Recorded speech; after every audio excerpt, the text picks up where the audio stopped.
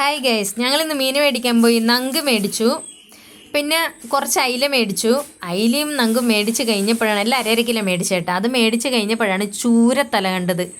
അപ്പം നമുക്ക് മേടിക്കാമെന്ന് വിചാരിച്ചു. ചൂരേൻ്റെ തല മേടിച്ചു. അതിന് 100 രൂപയുള്ളൂ 3 അപ്പോൾ നമ്മൾ വിചാരിച്ചു അതും മേടിക്കാം. അപ്പോൾ ഈ ആഴ്ച മൊത്തം മീൻ കറി തന്നെ ആവട്ടെ എന്ന് വിചാരിച്ച് അങ്ങനെ ഞങ്ങൾ അതിനെ റെഡി ആയിക്കൊണ്ടിരിക്കുക. ഇന്ന് നമ്മളെ കറി ചൂരക്കറിയാണ്. ചൂരക്കറിയല്ല, ചൂരത്തല. അപ്പോൾ നമുക്ക് അയില എടുത്ത് ഫ്രിഡ്ജിൽ വെക്കാം, നങ്കെടുത്ത് ഫ്രിഡ്ജിൽ വെക്കാം. നങ്ക് അയില എടുത്ത് വെച്ചിട്ടുണ്ട് കേട്ടോ, രണ്ടും കൂടെ എടുത്ത് വെച്ച്. അപ്പോൾ ഇന്ന് നമ്മൾ ചൂരക്കറി മാത്രമാണ് ഉണ്ടാക്കുന്നത്. വിനോദൻ കഷ്ടപ്പെട്ട് കട്ട് ചെയ്യുന്നുണ്ട്.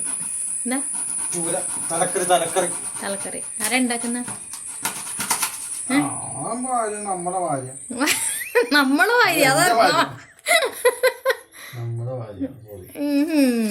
ഭാര്യ. ഓക്കെ, ഇപ്പൊ ശരിയായി. അല്ലെങ്കിൽ മത്തായി കള്ളുപിടിച്ചിട്ട് പറഞ്ഞാന്ന് പറഞ്ഞേനെ.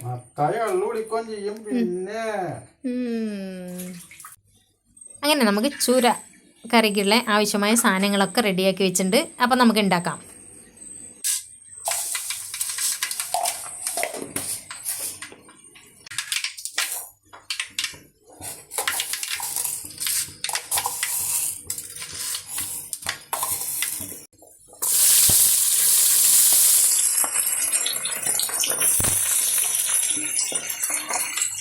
പൊട്ടി ഉലുവ ഇട്ടു.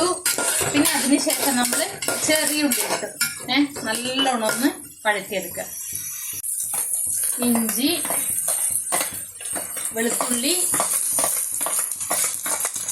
പച്ചമുളക്,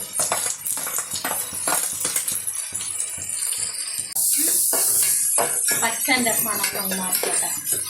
പച്ച ടേസ്റ്റ് മാറ്റും.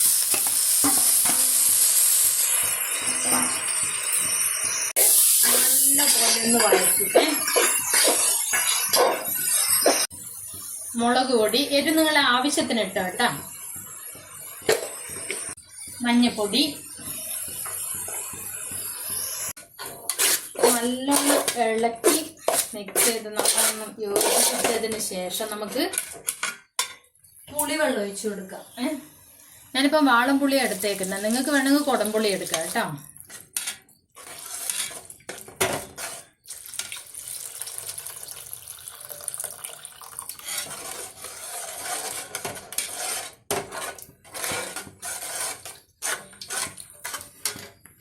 ആവശ്യത്തിന് നമുക്ക് ഉപ്പിട്ട് കൊടുക്കാം.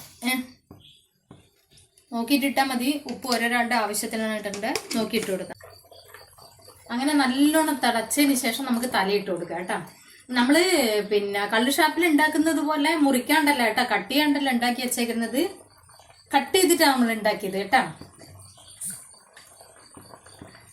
തലേൻ്റെ വലിപ്പം കണ്ട.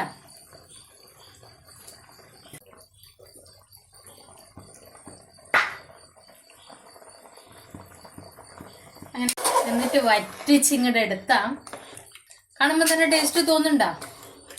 വറ്റിച്ചെടുക്കാം നമുക്ക് കേട്ടോ. അടിപൊളിയായിട്ട് തിളക്കുന്നുണ്ട്. തിളച്ചങ്ങോട്ട് വറ്റണം.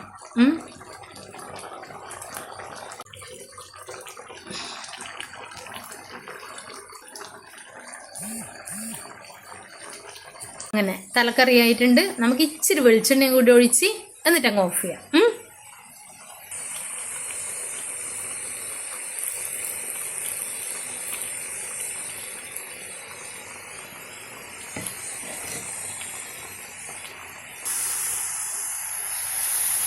ഒരു മെഴുക്ക് വരട്ടെ, ബീൻസ് പോരെ, ഇന്ന് അത്രയൊക്കെ മതി അല്ലേ.